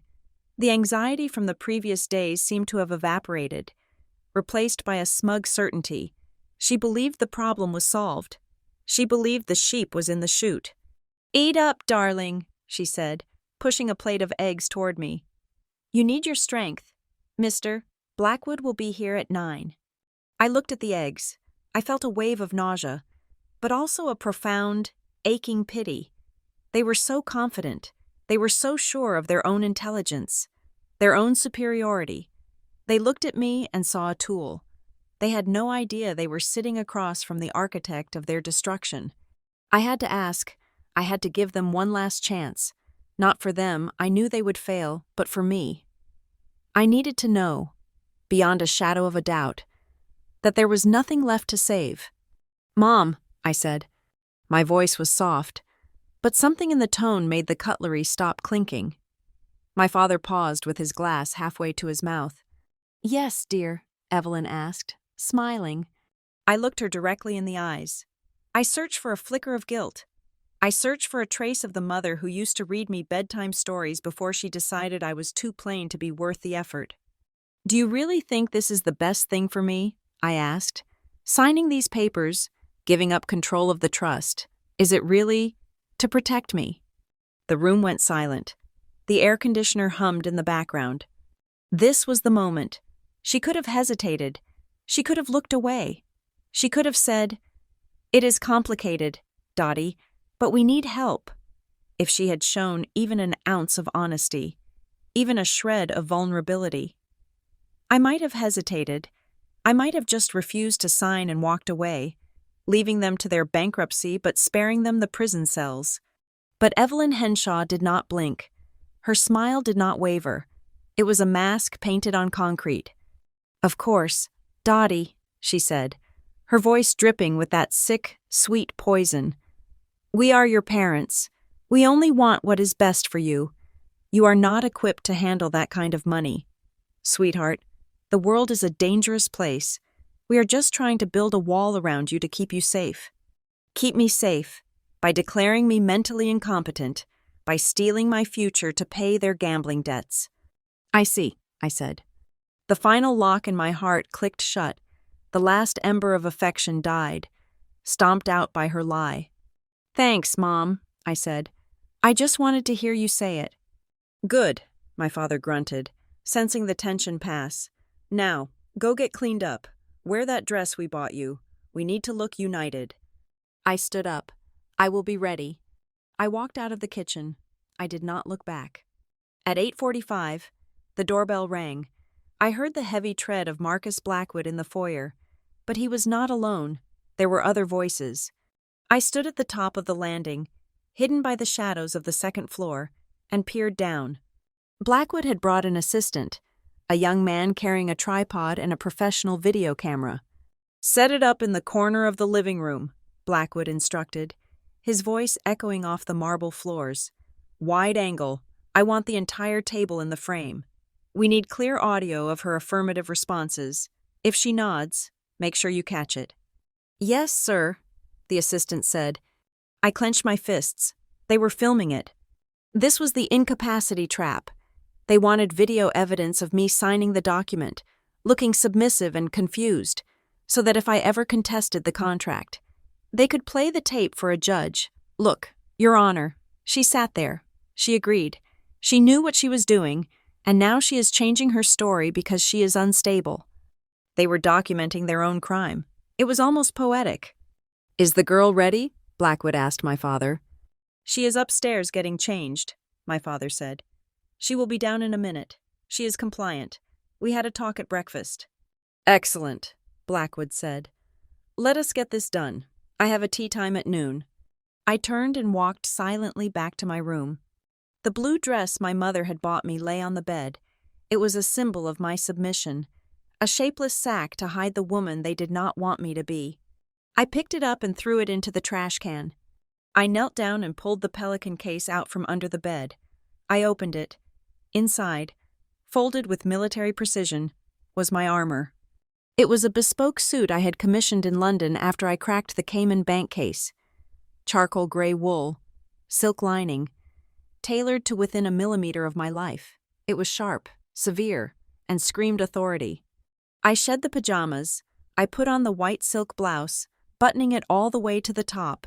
I pulled on the trousers, the fabric cool and smooth against my skin. I slipped into the blazer. It fits like a second skin. I felt my posture correct itself. My shoulders went back. My chin went up. I sat at the vanity mirror. I took the hairbrush and ruthlessly pulled my frizzy hair back.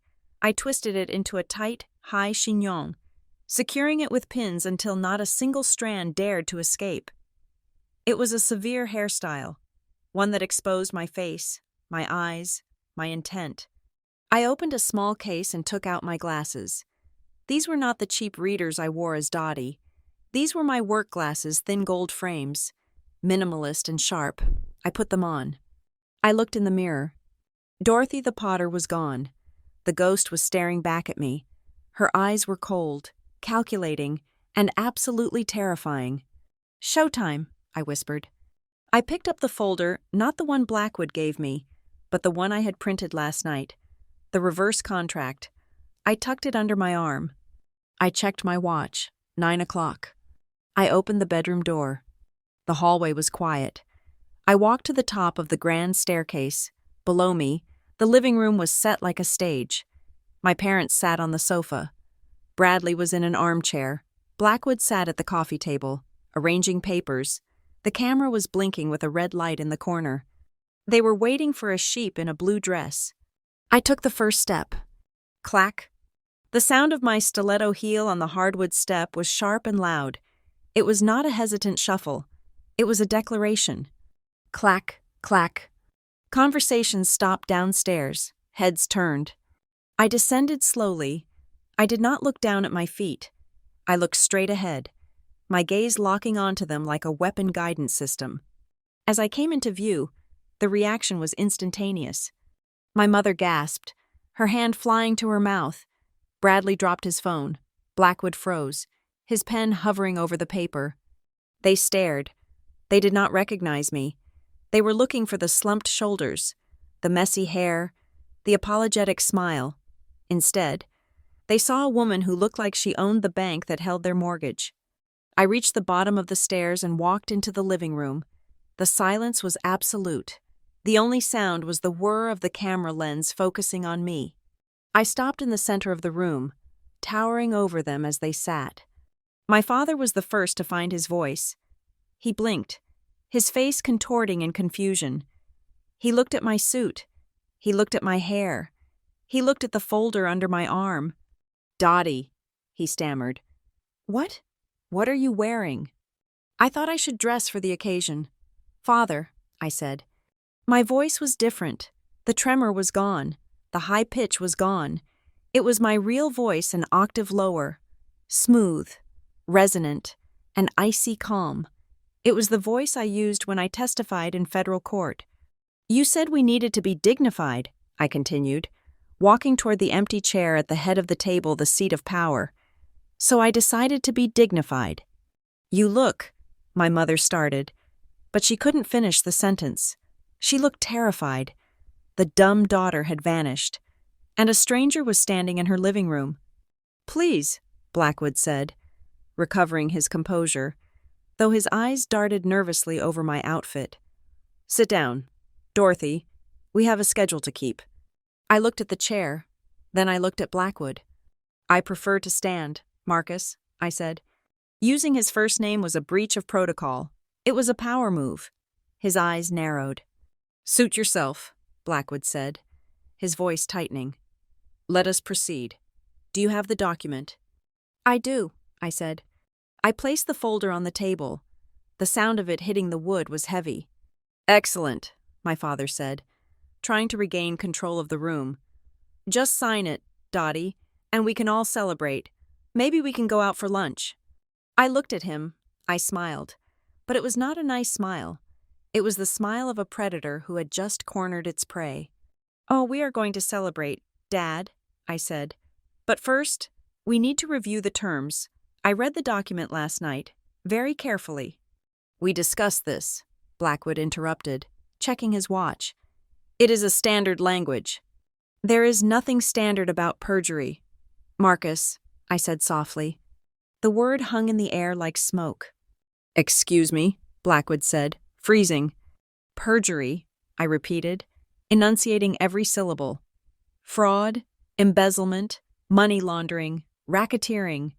I leaned forward, placing my hands on the table, leaning into their personal space. I found a few typos in your contract, I said to the room, so I took the liberty of rewriting it. The camera continued to record, capturing the exact moment their world began to end. I walked past the chair they had pulled out for me, the one squeezed between my mother and father like a prisoner's dock. Instead, I moved to the head of the table, the high-backed leather armchair that had been my father's throne for 30 years. He was currently standing near the window, and when he saw me approach his seat, his mouth opened to object, but the words died in his throat. There was something in my stride, a kinetic energy that silenced him. I sat down. I did not slump. I did not cross my legs or fidget. I occupied the space with the stillness of a judge taking the bench. I rested my forearms on the polished mahogany, interlaced my fingers, and looked at Marcus Blackwood. The camera in the corner whirred softly, its red light blinking. They wanted a recording I would give them, a performance they would never forget. Blackwood cleared his throat, adjusting his silk tie. He looked unsettled. The power dynamic in the room had shifted, and like a rat sensing an earthquake. He was the first to feel the tremors. Well, Blackwood said, forcing a tight, professional smile. He slid the blue folder across the table toward me. Let us not stand on ceremony. We are on a tight schedule. Ms. Henshaw, the bank closes at noon. He uncapped a heavy Mont Blanc fountain pen and placed it on top of the document. The nib pointed at me like a loaded weapon. Sign at the tabs, Dorothy, my mother said from the sofa. Her voice was brittle, vibrating with impatience. Stop playing games and just sign the papers. I picked up the pen. It felt cold and heavy. I held it up to the light, examining the engraving on the barrel. It was my father's pen. He had used this pen to sign my college rejection letters when he refused to pay for my art degree. He had used it to sign the checks for Bradley's failed ventures. It is a nice pen, I said, my voice conversational. I began to rotate it between my fingers, a slow, rhythmic motion. But before I use it, Marcus, I have a few questions. Blackwood sighed, an exaggerated exhalation of air meant to belittle me. Dorothy, we went over this. It is a standard restructuring agreement. There is nothing to question. Oh, I disagree, I said. I did not open the folder he had given me. Instead, I opened the one I had brought, the one I had placed on the table with a thud. I flipped it open to page 14. I am looking at Section B, Clause 2, I said, looking over the rim of my gold-rimmed glasses. Specifically, the paragraph regarding the conversion of debt instruments. The room went deadly quiet. The silence was not the comfortable silence of a library. It was the vacuum of space before an airlock blows. "Excuse me?" Blackwood asked. His voice had lost its smooth, oily quality. It sounded dry. "Section B, Clause 2, I repeated, my voice sharpening.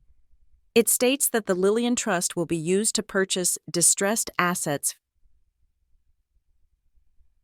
from Henshaw Global at face value. But when I cross-reference this with the attached schedule of liabilities, those distressed assets are actually unsecured bad debts totaling $4 million that Bradley accrued gambling in Macau.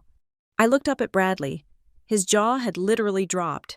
He looked from me to the camera, then back to me, his eyes wide with panicked confusion. I never went to Macau," Bradley stammered, his face turning a sickly shade of gray. "Do not lie to me, Bradley," I snapped. The command cracked like a whip. "I have the flight logs, I have the hotel receipts from the Venetian, and I have the wire transfers from the corporate account disguised as vendor payments to a shell company called Red Dragon Holdings." I turned my gaze back to the lawyer. Beads of sweat were visible on Blackwood's forehead, glistening under the chandelier lights. "My question, Marcus," I continued, "is why you are attempting to facilitate a Section 1031 exchange on gambling debt. That is not just creative accounting, that is federal money laundering. Under the RICO Act, that carries a mandatory minimum sentence of 20 years. Blackwood stood up. His chair scraped violently against the floor. "This is preposterous. I do not know where you are getting this nonsense, but I will not sit here and be accused of—" "Sit down," I said. I did not shout. I did not raise my voice. I spoke with the absolute, terrifying authority of a person who holds all the cards. I said, "Sit down, Marcus." He sat. He collapsed back into his chair as if his strings had been cut. "What is going on?" my mother shrieked. She stood up, her hands trembling. "Dottie, stop this madness immediately. You are embarrassing us. Apologize to Mr. Blackwood and sign the damn paper." I laughed. It was a cold, short sound, devoid of humor. "You still do not get it, do you, Mother?" I asked. "You think this is a tantrum. You think I am the confused little artist who read a legal dictionary and got confused." I stood up slowly. I picked up the document Blackwood had given me, the trap they had set. "Page 12, I recited from memory, tossing the folder back onto the table. "You ask me to waive my right to sue. Page 35. You try to steal the brownstone in Boston that Grandma left me a property. By the way, that you have been illegally collecting rent on for 10 years without declaring it on your tax returns. That is tax evasion. Father, IRS, Form 1040. Schedule E. You missed a few lines." My father's face went from flush to chalk white. He grabbed the back of the sofa for support. How do you know about the Boston house?" "I know everything," I said. "I know about the Ponzi scheme. I know about the investors you defrauded. I know you took $200,000 from Widow Henderson last month, promising her a 10% return on a solar energy project that does not exist. I know you are using new money to pay old debts." "That is a lie," Bradley shouted, though his voice cracked. "Green Tech is real. Green Tech is a drop-shipping website registered to a post office box in Delaware," I shot back, pivoting to face him. "I audited the supply chain last night. Bradley, you are buying solar chargers from Alibaba for $5 and reselling them for $50. That is not a tech company. That is a hustle. And it is definitely not worth the $3 million valuation you put in this contract." I turned back to Blackwood. He was reaching for his briefcase, his hands shaking so badly he could barely work the latch. "Do not bother leaving, Marcus," I said. "The doors are locked, and even if you get out, your license is already burning." "Who are you?" Blackwood whispered. He was staring at me with genuine horror. He finally saw it. He saw the predator behind the glasses. That is the right question, I said. I reached into the inner pocket of my blazer. I pulled out a leather badge holder. I flipped it open. The gold shield of apex veracity glinted in the light. Alongside my credentials. My name is Dorothy Henshaw, I said.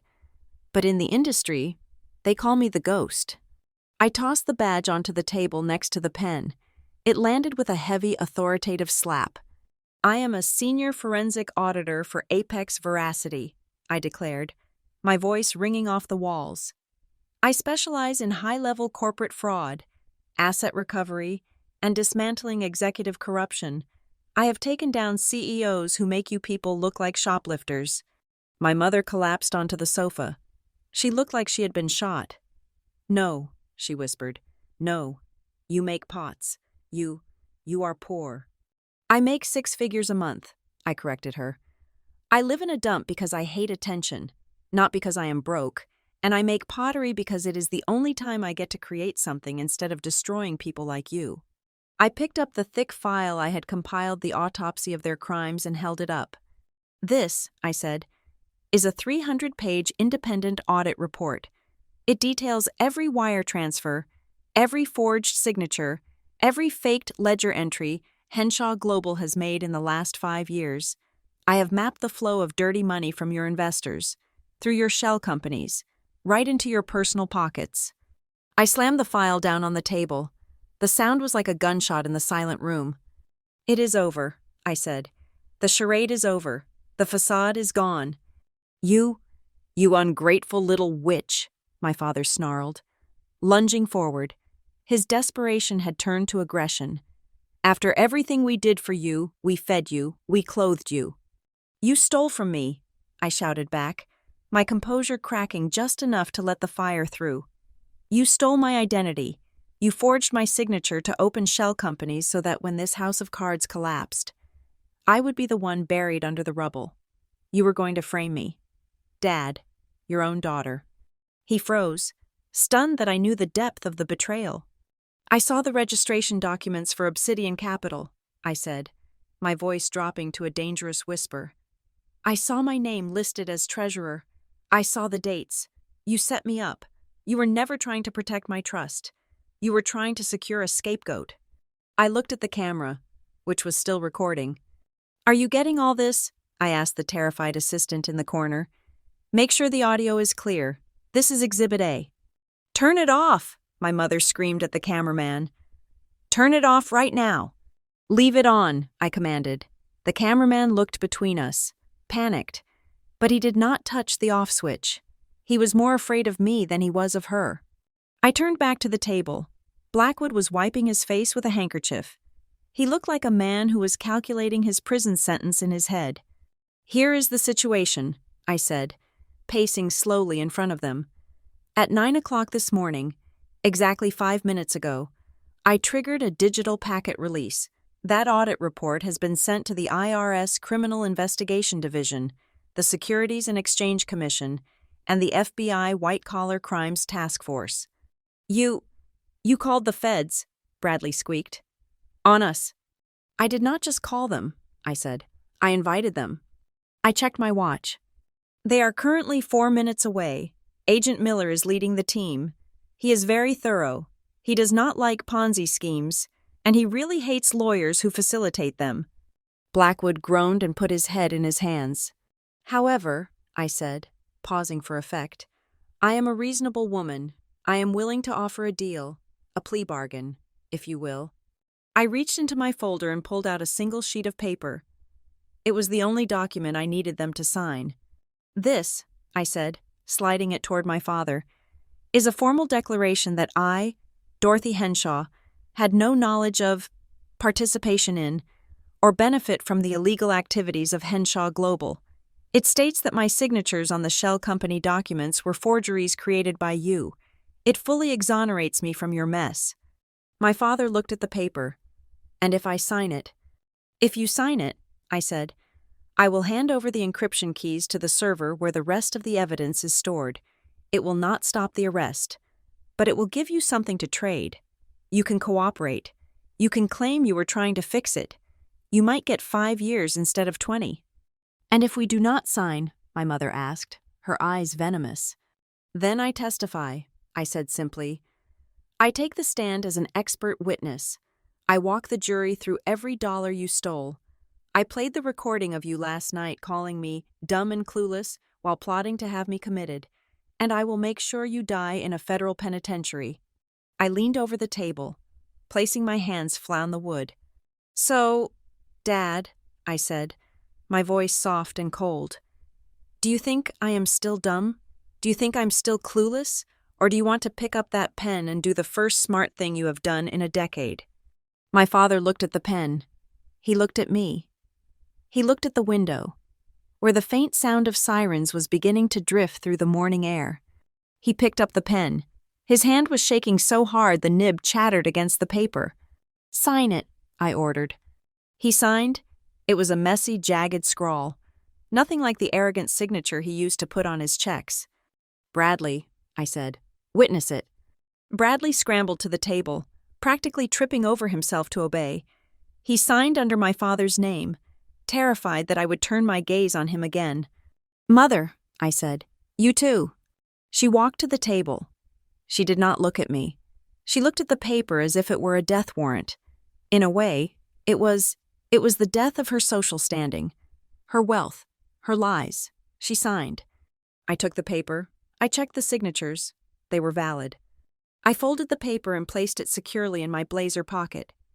Thank you, I said. Business concluded. I walked over to the camera. I looked directly into the lens. End recording, I said. The cameraman fumbled and shut the device off. The sirens were loud now. They were coming up the driveway. I could hear the crunch of tires on gravel, the slam of car doors, the shouting of orders. They are here, Blackwood whispered. I walked to the window and looked out. 3 black SUVs and 2 police cruisers had blocked the entrance. Men and women in windbreakers with yellow letters were swarming the lawn. I turned back to my family. They were huddled together, a pathetic tableau of ruined aristocracy. I suggest you get your coats, I said. It is cold outside, and where you are going, the heating is not very good. I walked past them, heading for the front door. I did not stop to say goodbye. I did not stop to gloat. The audit was complete. The balance sheet was corrected. The ghost had finished her work. Now, it was time for Dorothy to go home. Not to this mausoleum of lies, but to her real life, a life bought and paid for with the truth. I opened the front door and stepped out onto the porch just as Agent Miller was walking up the steps, his badge raised. Agent Henshaw. He nodded, lowering his weapon when he saw me. Secure? Secure, I said, adjusting my glasses. The suspects are inside. The evidence is on the table. And Miller. Yeah. Make sure you read them their rights, I said, a small, genuine smile finally touching my lips. They are very particular about legal procedures. The silence in the room was shattered by my mother's voice.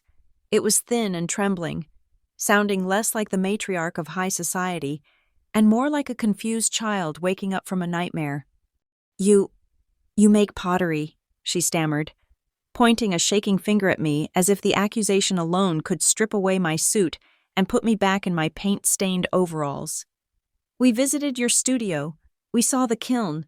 You live in that awful apartment. That is a hobby, I replied, my voice slicing through her confusion. Pottery is what I do to decompose the stress of dealing with people like you. It is tactile. It is honest. Clay does not lie about its structural integrity. But my career, my actual career, is hunting down financial predators and putting them in cages. I walked over to the massive 80-inch television mounted above the fireplace, the one they had bought with money stolen from Widow Henderson. I pulled an HDMI cable from the side of the screen and connected it to my laptop. I think visual aids are helpful for the dumb and clueless. Do you not agree? I asked. I hit a key. The screen flared to life. The title slide of my presentation appeared in high definition, The Henshaw Global Autopsy, A Study in Fraud. This, I said, pointing to the screen, is the reality you have been ignoring. I clicked to the next slide. It was a complex flowchart, a web of red lines connecting Henshaw Global to dozens of offshore entities.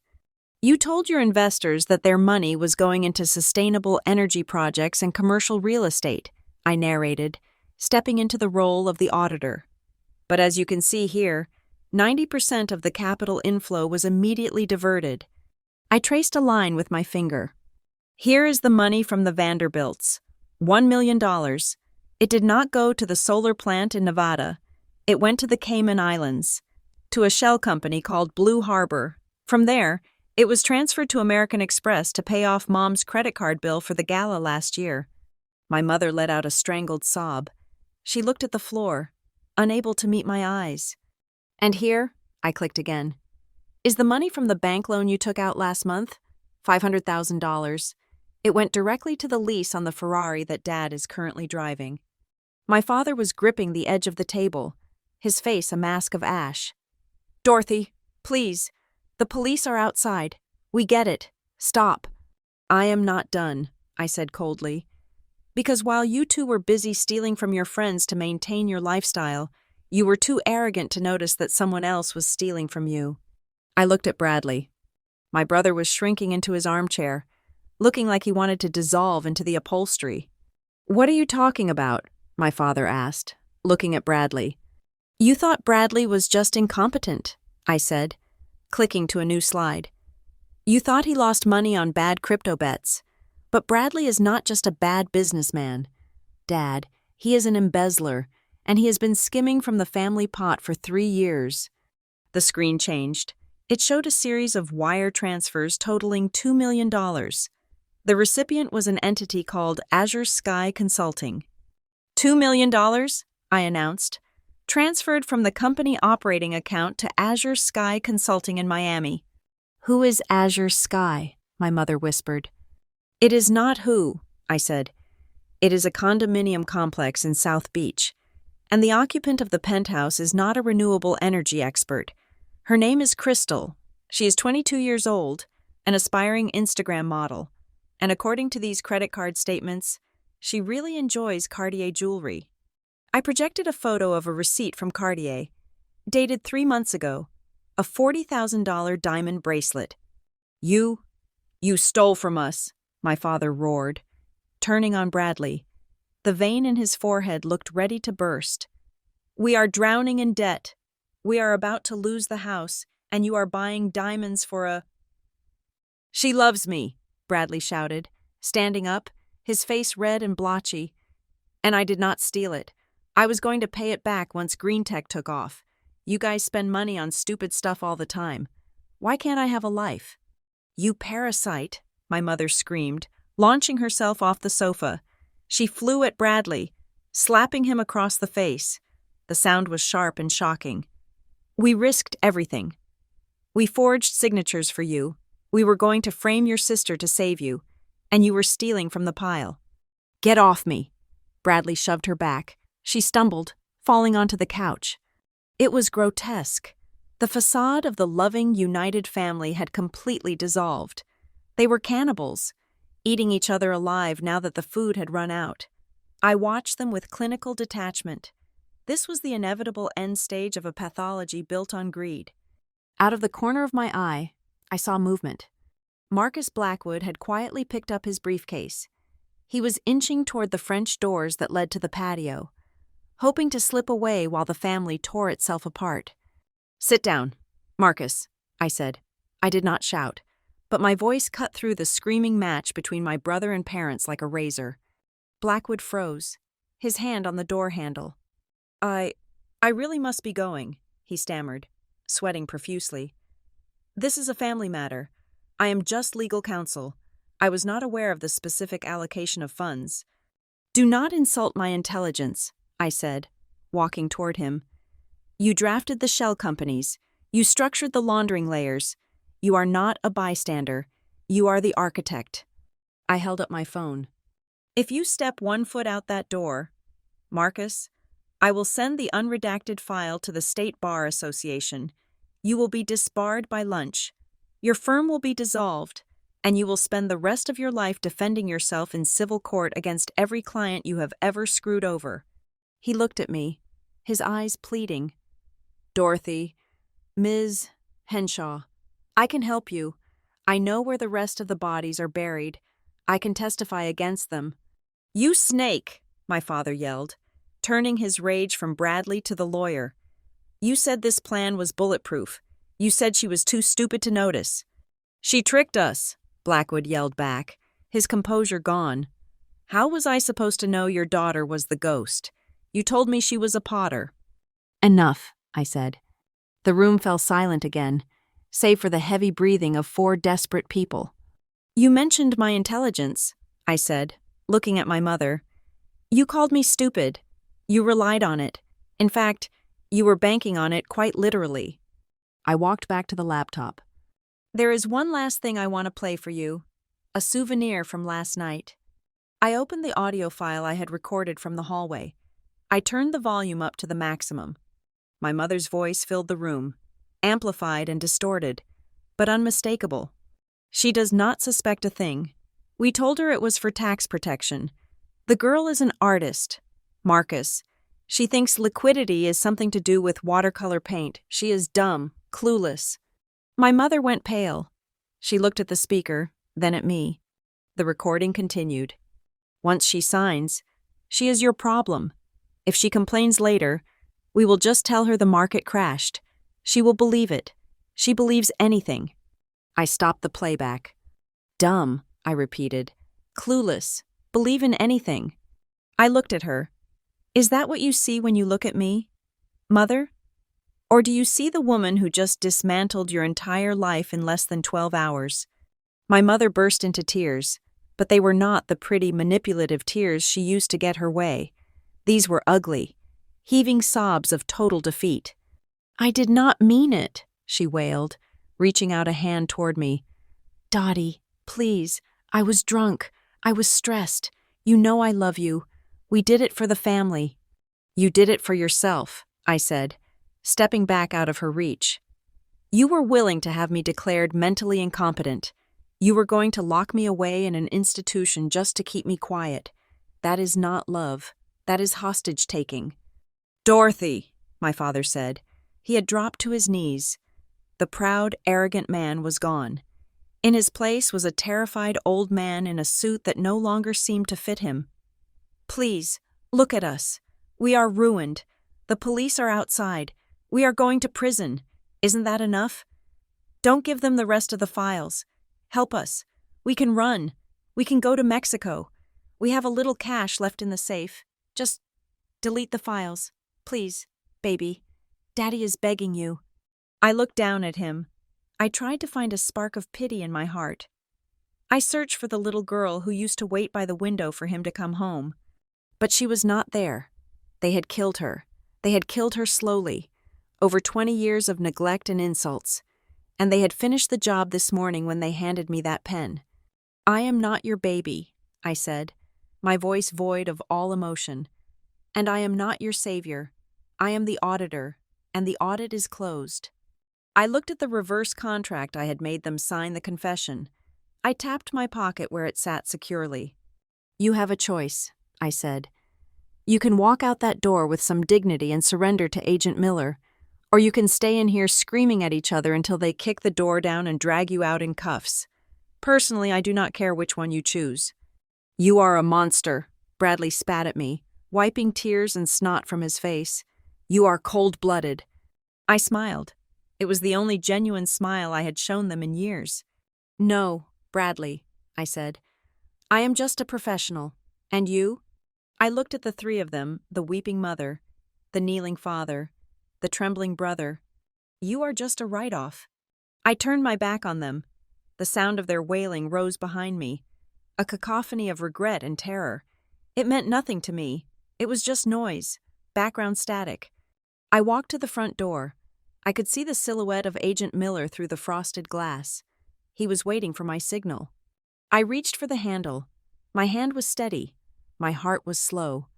I opened the door and the cold morning air rushed in, clean and sharp, washing away the stagnant stench of the house. "They are all yours, Agent," I said, stepping aside. As the team of federal agents rushed past me, guns drawn, shouting commands, I did not look back. I walked down the steps, past the rows of police cars, toward my rusted old sedan.